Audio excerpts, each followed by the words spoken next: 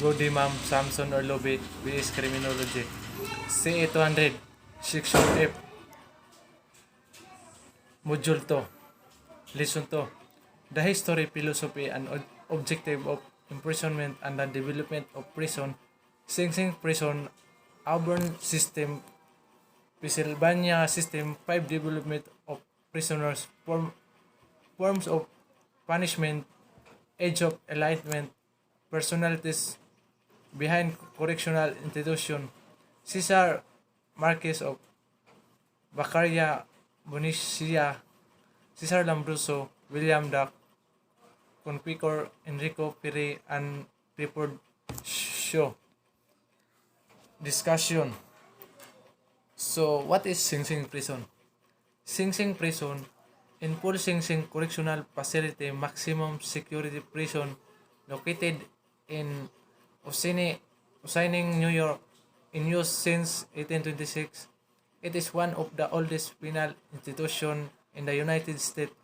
It also among the most well known the country, especially notable for its heart condition in the 19th and 20th centuries. So, first, Injury Management Program.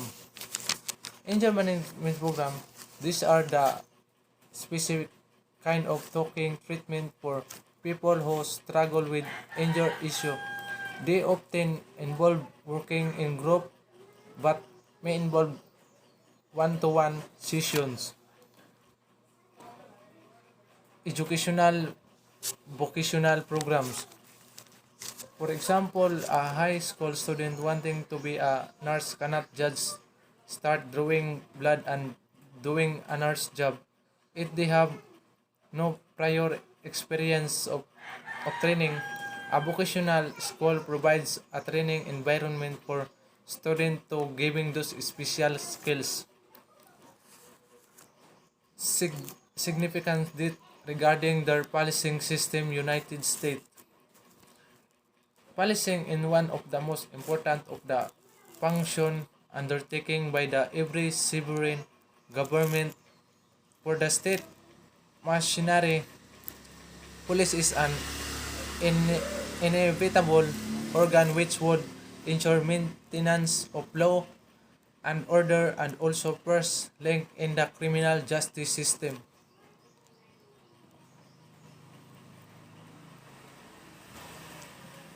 Policing in America has a long history, one that dates back to the founding of this country. Although it has always been a controversial issue, the recent instance of police brutality that have come to light along with the increasing mo- momentum behind the Black Lives Matter movement that forced it back into the social and political lim- limelight.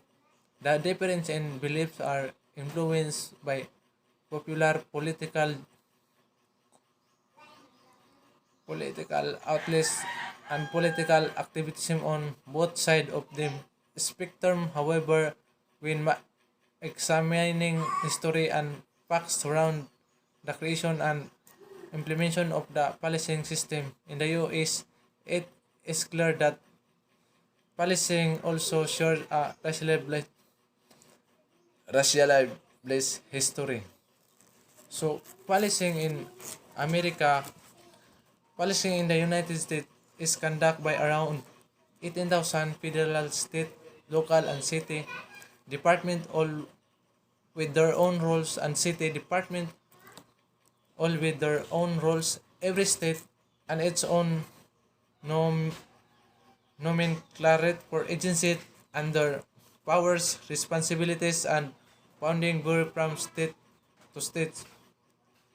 So, guidance and counseling service. Guidance and counseling service is the guidance that and counseling service is the core of the Office of Student Affairs.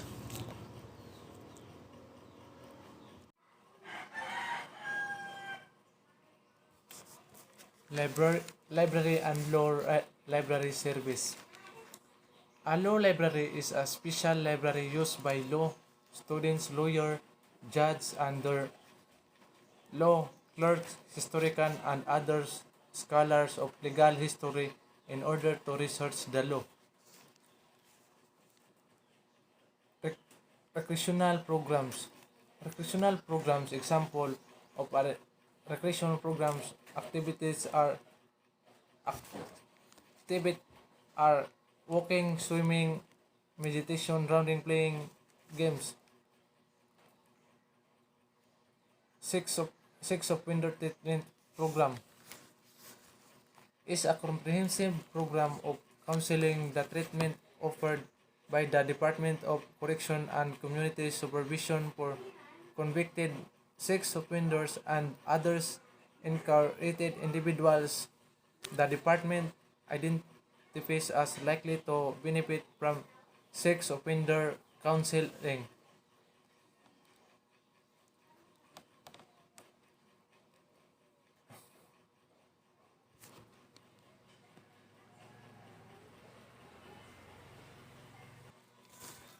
Policing in America has a long history, one that dates back to the founding of this country, although has always been a controversial issue.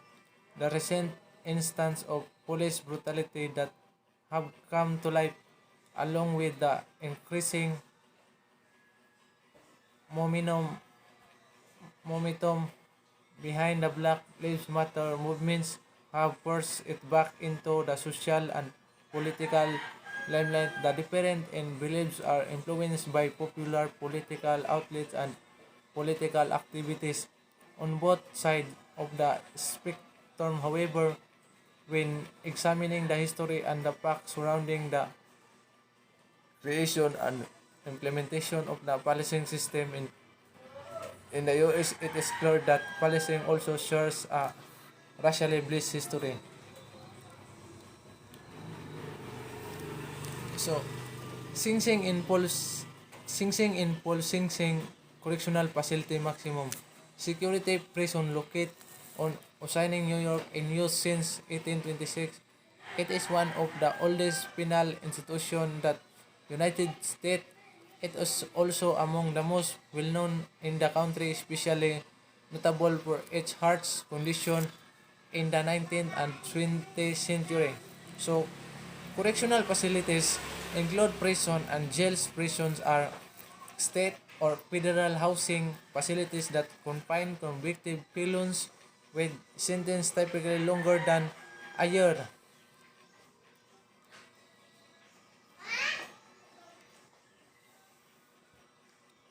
So, Sing Sing Prison on the Hudson River at Ossining, New York.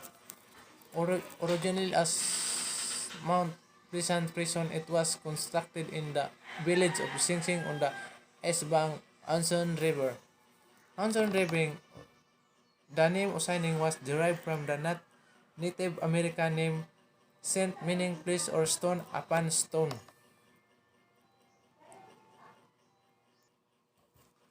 Wiping and plugging were commonplace punishment at Sing Sing. Frequently used was cut o nine tails or cruel wiping contraption with lights, often type on metal basig.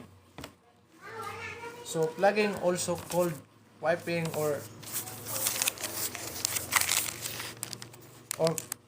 cunning a beating administered with a whip or rod with blows commonly directed to the person back. It was imposed as a form of judicial punishment and as means of maintaining disciplines.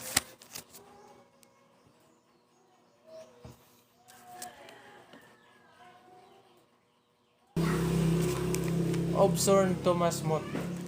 Thomas Mott Obsorn Wright Warden 1914 to 15 and 1916 of Sing Prison. Library of Congress, Washington, D.C., LG, DIG, when 1917-1937. Lewis Edward Lewis, September 13, 1883, April 23, 1947 was a prison warden and a proponent of prison warden and proponent of prison during his 21-year senior at Sing Sing Correctional Facility. He supervised the execution of 303 prisoners.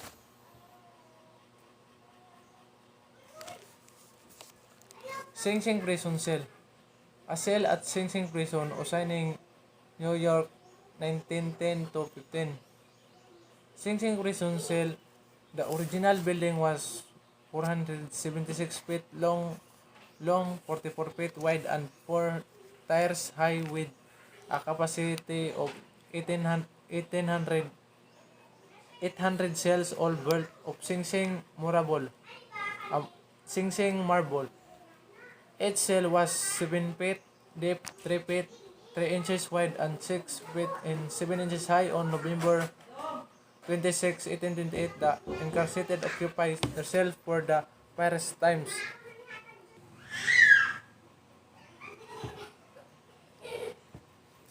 Auburn State Prison.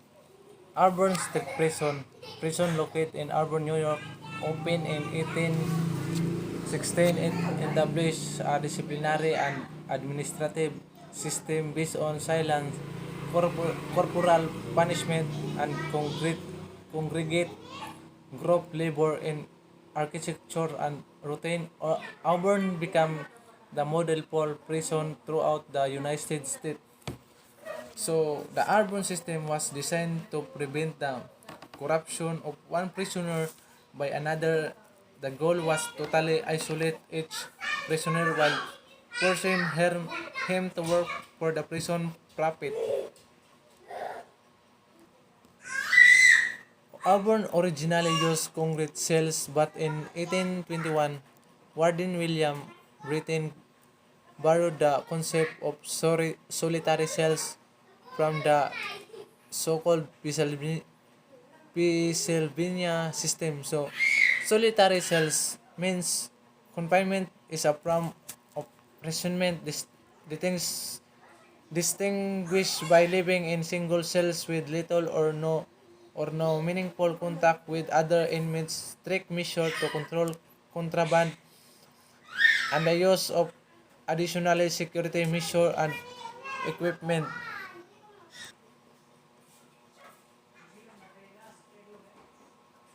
Subsequently, all male inmates work in concrete shop by day, returning to individual cells right. So, relegated example of relegated. To relegate is defined as to send or assign to a lower place or position. An example of to relegate is someone being demoted from restaurant manager to dishwasher. So, eventually, overcrowding made the silent system unenforceable and our born system of discipline distero- deteriorated into corrupt or lax routines of harsh punishment. After the Civil War, the spirit of reform, whether and contract labor was no longer profitable discipline. The demise of the ideal system urban remained the model of for nearly a century primarily because it had been expensive to construct and maintain. So contract labor ad, contract labor otherwise known as independent contractor are simply workers who work under individual construct and were never hired on full time by a company. Thought they could just work just as many hours as traditional employee. Pennsylvania system. The Pennsylvania system was an early prison system requiring inmate silence, individual cells, and inmate labor in those cells. So, Pennsylvania system penal method based on the principle that solitary confinement foster penitence and encourage reformation. The idea was advocated by the Philadelphia Society for Alleviating the miseries of public prison, those most active members were fixed in 1829. The Eastern State Penitentiary on Cherry Hill in Philadelphia applied this so-called separate philosophy. So the Pennsylvania system was an early prison system require inmate silence, individual cells, and inmate labor. Those cells alleviating example of alleviate is is to take painkillers to ease the tension of headache to make less severe as a pain of or difficulty. Alcohol is often a cheap tool to alleviate the stress of hard day. The Pennsylvania system spread until the predominated in European prison. Critics in the United States argued what is was too costly and had deleterious effects on the minds on the prisoner. The Pennsylvania system was superseded in the United States in the Auburn system. So, deleterious example of deleterious is how smoking can kill a human being, harmful to health or well-being, injurious, harmful often in a subtle or unexpected way as for example deleterious to health. Different types of criminal punishment. The following are five of the most commonly seen types of criminal punishment. First, incapacitation. Incapacitation seeks to prevent future crime by physically moving criminals away from the society. This punishment can be traced to ancient times. So, example of incapacitation.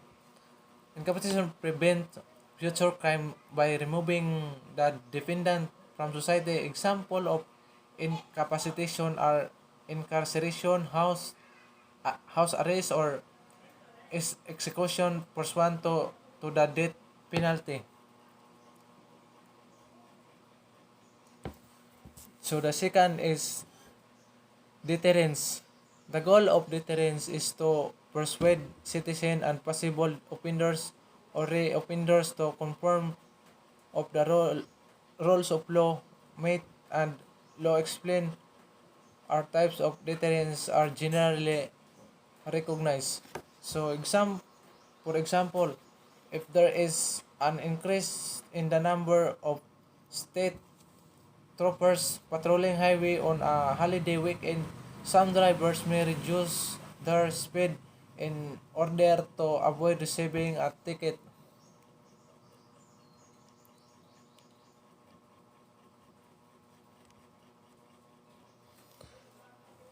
Specific deterrence analyze how effective punishment is individual future behavior. So individual deterrence is direct at the person being punished. It aims to teach him not to repeat behavior. It also to rational to match informal punishment such as parental punishment of children. Gen- General deterrence seek to understand how individual punishment can deter others from committing crimes. So, general deterrence refers to the effect of legal punishment on the general public potential offenders, and specific deterrence refers to the effect of legal punishment on those individuals who actually undergo punishment. So, example of general deterrence is the mandatory license revocation that that comes with repeated DWI driving while intoxicated offense. First, a judge is unable to alter the punishment, and so the offender's license automatically taken away after he was repeatedly broken the law. Marginal deterrence seeks to reconcile how effective different types of punishment are are as either specific or general deterrence. So, marginal deterrence concern that incentives created by criminal penalties for offenders to refrain from committing more harmful more harmful acts. The effectiveness of deterrence as a criminal punishment is difficult to assess because people may follow the law for other reasons that may be challenging to track, such as religious or moral beliefs, physical incapacitation, or lack of opportunity. Third, retribution. As one of the oldest forms of punishment, retribution has roots in the Judeo-Christian tradition of justice. In her book Criminal Law, Lisa M. Storm explained that retribution prevents crime by giving victims of society a certain sense of satisfaction that defendant has been punishment appropriately, reinforce, reinforcing the belief that the criminal system working effectively.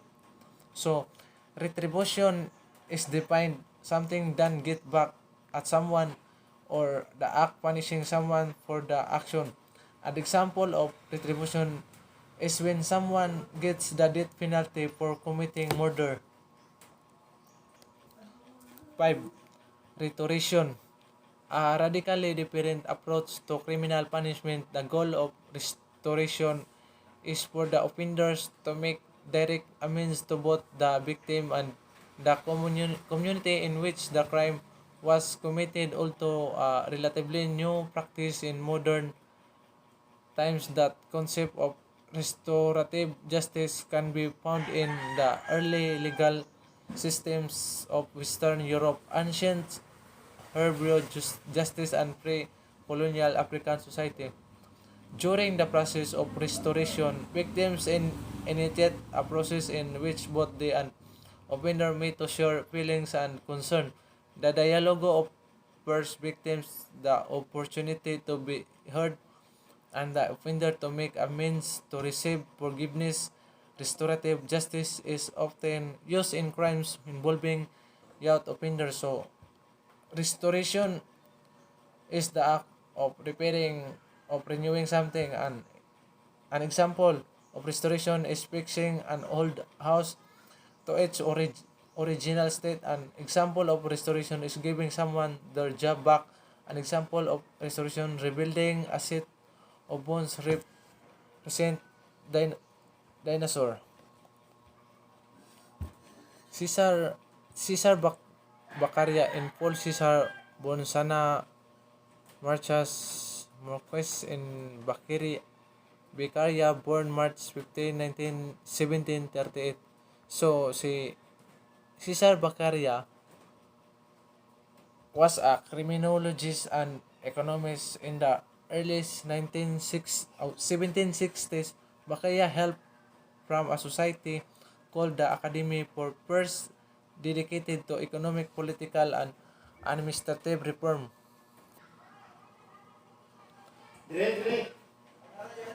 He was reserved and somewhat taciturn in the social contract but placed great value on this personal and family relationship.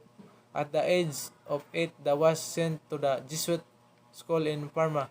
So si Jesuit is a member of the Society of Jesus as Roman Catholic order, which includes priests and brothers, men in a religious order who aren't friends. Marquis of Baccaria Bonicia. Baccaria Cesar Boniciana, Marquis of 1738 70 to 1794, Italian economics and proponent of judicial reform. Cesar Baccaria was the author of the famous Italian work of the Enlightenment on Crimes and Punishment, 1764. He was born into an noble family of the state of Milan, which was part of the Australian Habsburg Empire and was scolded by the Jesuits. Baccaria against retribution, which is a criminal punishment theory that maintains punishment is payment for harm done. He promote deterrence is this is a type of prevention where the treatment of punishment outweighs in urge commit a crime. After after receiving his law degree from the University of Pavia in 1758, he returned to live in Manila. Bacaria's 20s were the most important decade in his intellectual and emotional life. He was temperamentally inclined to literacy and anxiety, but when young, could also galvanized by inspiration and express his feeling in language of Russia.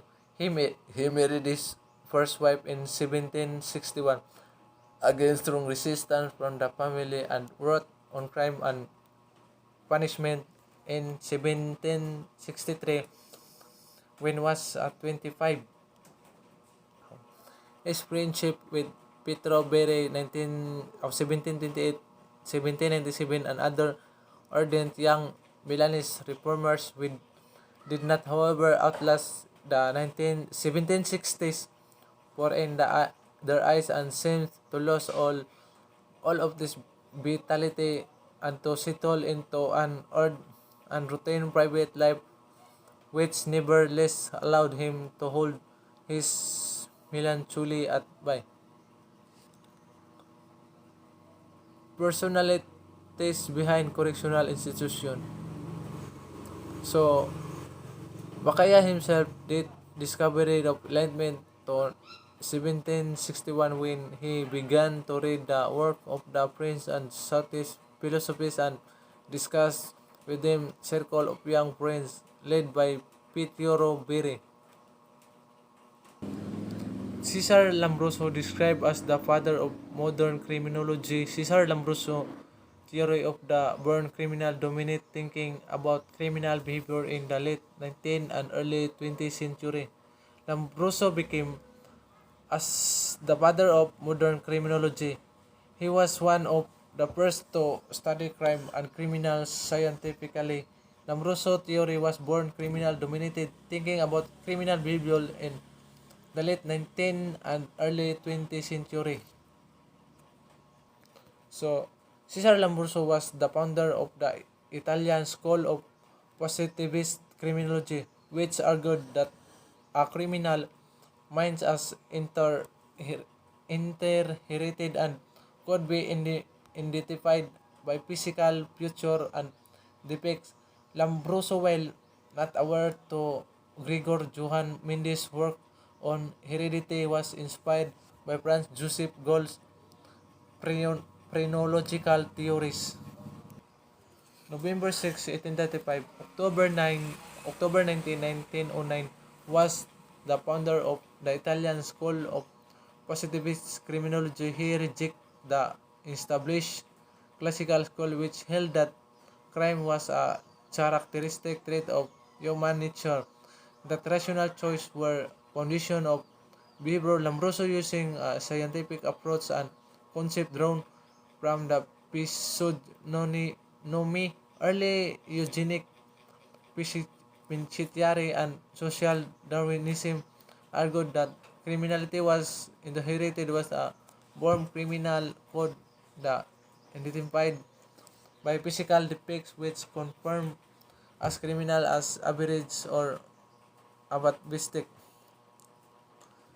while his particular identifying characteristics are no longer considered valid, and the idea of factors that predispose certain individuals to commit crime continues to be foundational to work in criminology, together with emphasis of the scientific method. That revolutionary approach has earned Lombroso the title Father of Scientific Criminology. So William the Courier for assignment. William in the Conqueror William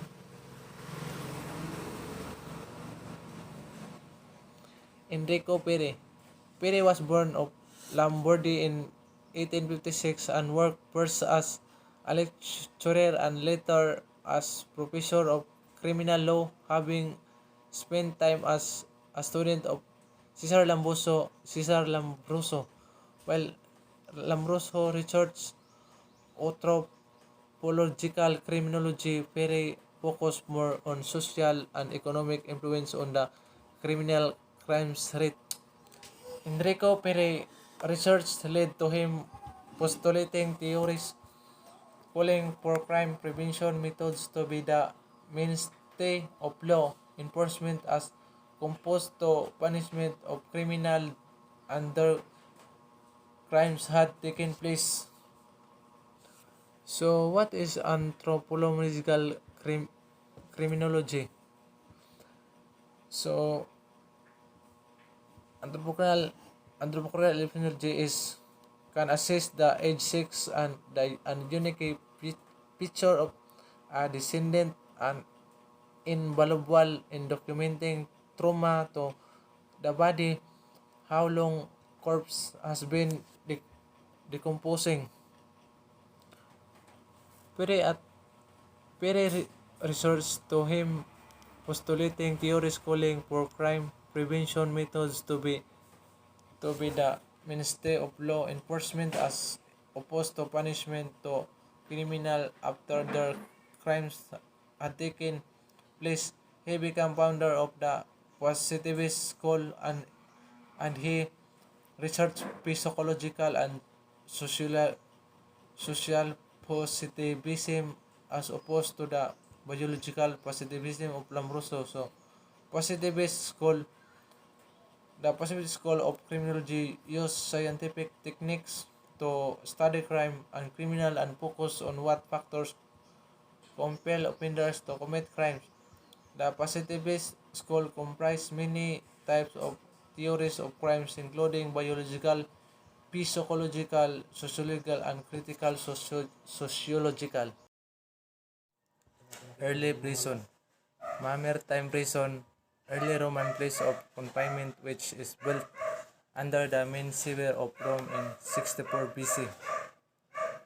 It is not known when the prison went out of service permanently, but the site has been used for Christian worship since medieval times and is currently occupied by two superimposed churches, Glushap del Piligman.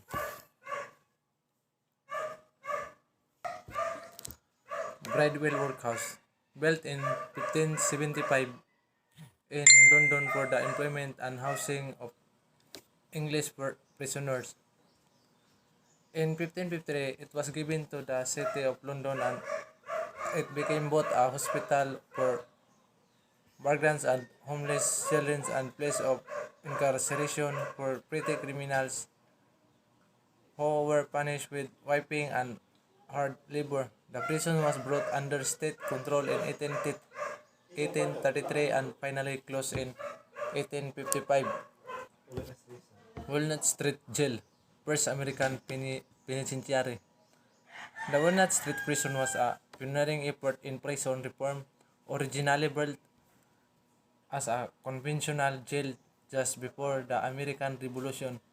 It was it was expanded in 1970 and held as a model of enlightened thinking about criminals. The prison, in fact, was known as a penitentiary from the Latin word for remorse. The Age of Enlightenment.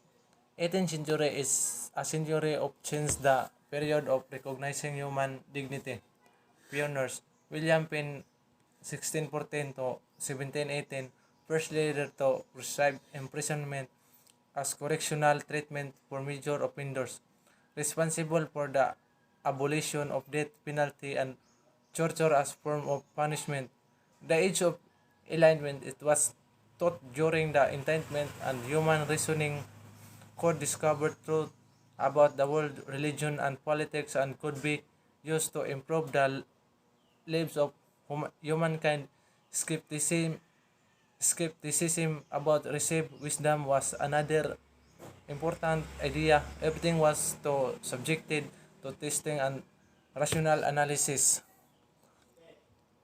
To Charles Montesquieu, 1689-1975, a French historian and philosopher to analyze law as expression of justice. 3. Voltaire, 1694-1778, he believed that fear of shame was deterrent to crime.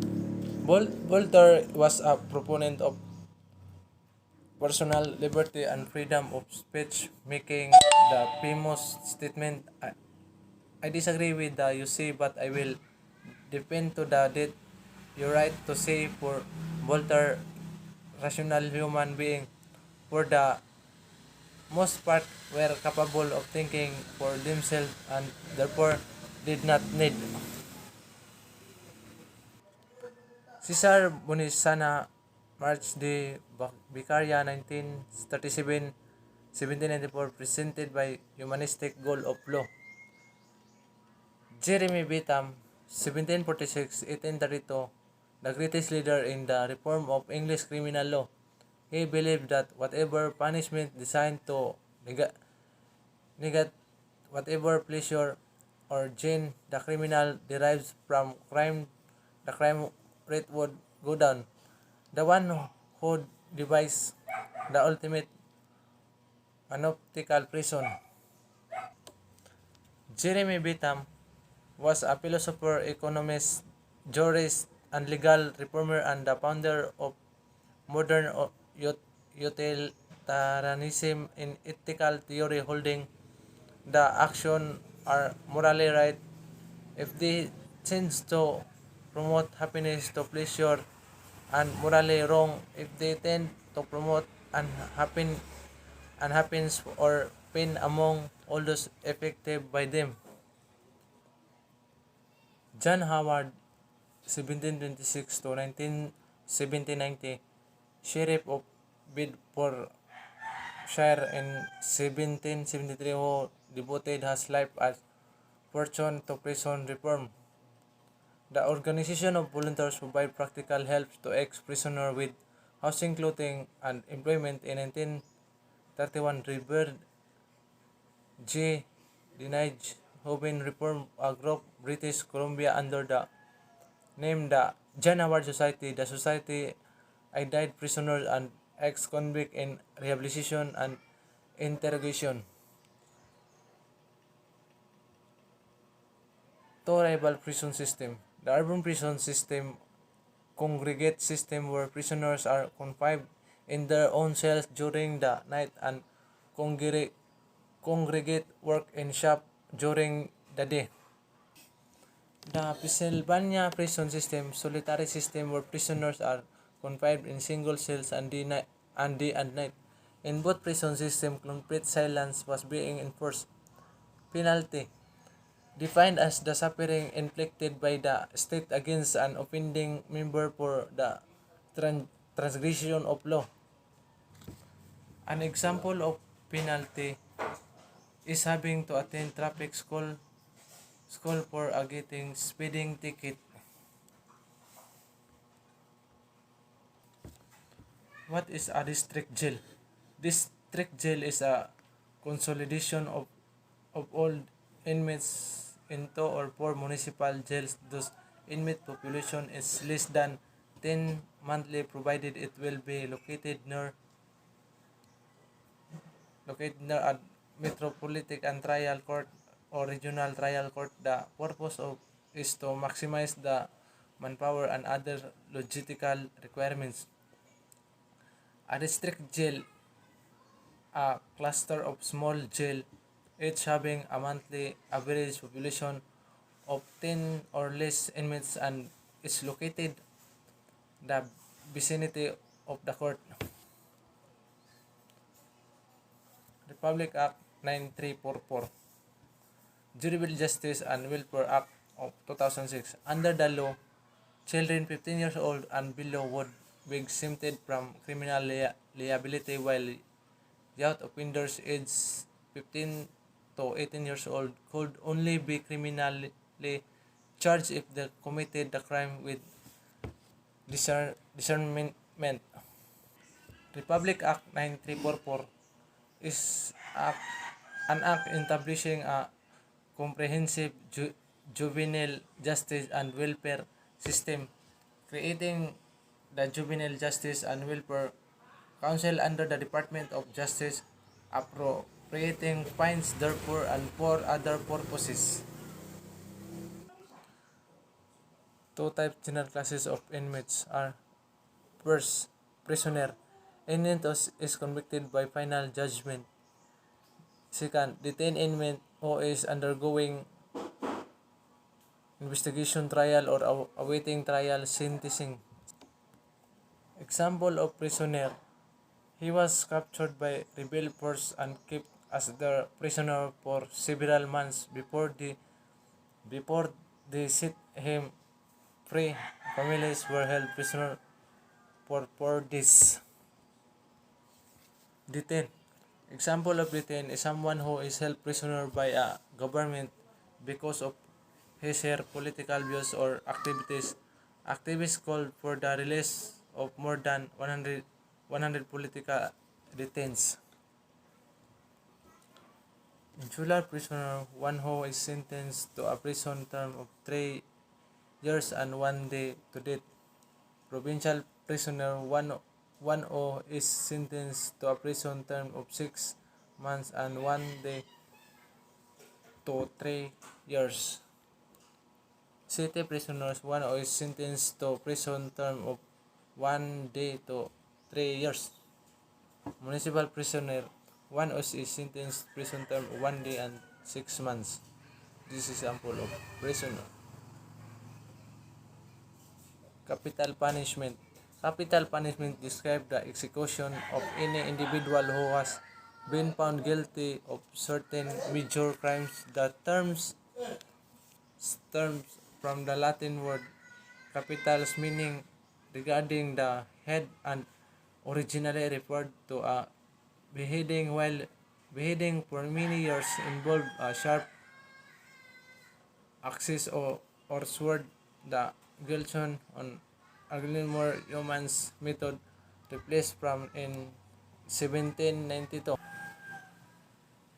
Capital punishments. Etymologically, the term capital, late of the head, derived via the Latin capital from capat, head, refers to execution by beheading, but execution are carried out by many methods including hanging, shooting, lethal injection, stoning, electrocution, and gassing. Despite despite the term origin, capital punishment is now describe any form of criminal execution. Some commonly used execution methods over the years include firing squad, hanging, gas chambers, the electric chairs, and lethal injection. There have been many debates as to whether or not these methods are human ways ending person's life. While current execution methods are effective, each one has been subject to failure or has taken longer than expected. Form of detention of imprisonment. Arrest means the act of apprehending person of the alleged commission of an offense by the action of an authority. B. Detained person means any person deprived of personal liberty except as a result of conviction for an offense. Detention prison is the process whereby state or private citizen lawfully hold a person by removing their freedom or liberty. At that time, this can be due to pending criminal charge prepared against the individual pursuant to a prosecution or to protect a person or property. Philosophy of prison. Philosophy of prison. Rationale of deterrence, incapacitation of rehabilitation. This will called your utilitarian. utilitarian approach, Durham 1994.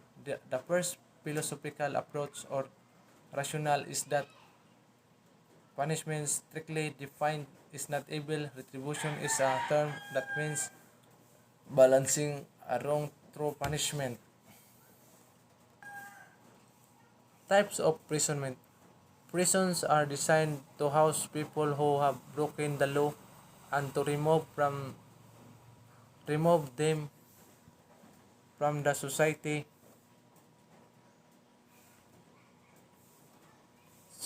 Inmates are locked away for a set period of time and have very limited freedom during their incarceration.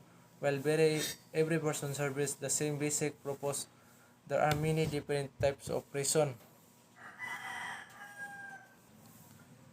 Types of prison. There are many types of prison correctional facilities in the United States, all with their own rules and ways of operating.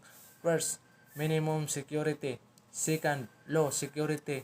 Third, medium security. Fourth, high security. 5. Administrative. The following are the types of prison. This is medium security are standard facilities used to house most criminals. They feature cage-style harassing armed guards and much more regimen daily routine. The minimum security. Example of medium security prison. Medium security federal prison house all manner of federal inmates. This include inmates convicted of federal drugs offense, white collar crimes, sexual offense, and others. High security prisons. Dangerous offenders. Their prison include for more guardians than both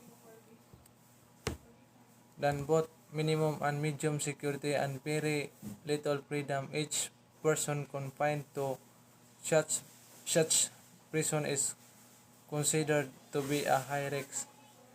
Example, Supermax prison is a term of maximum security that describe the most secure prison and prison units that house the most dangerous criminal.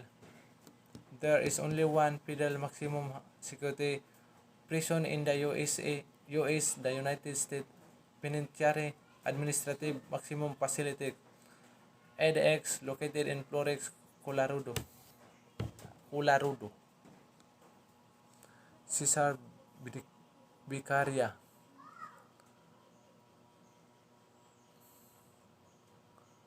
Economics. In addition to this vaccination with criminal law, Beccaria was drawn to Eiffel in 1768, but he was appointed the chair in public death and legacy. Near the end of his life, Beccaria was depressed by the excesses of the French Revolution and withdrew for his family and friends. He died on the meaning of the death and legacy. A legacy is something we leave behind when we die. A legacy can be comprised of the intangible memories and feelings people hold for after you die. A legacy can also take the form of bequest of or donation to be action after your death. Concept of atavism.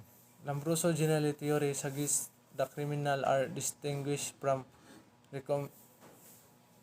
non-criminal by multiple physical anomalies. So, the definition of atavism is a genetic trait that occurs after skipping several generations.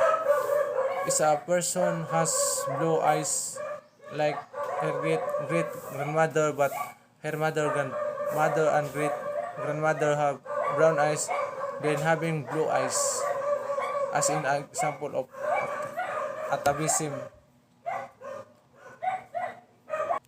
And this is my report. Thank you.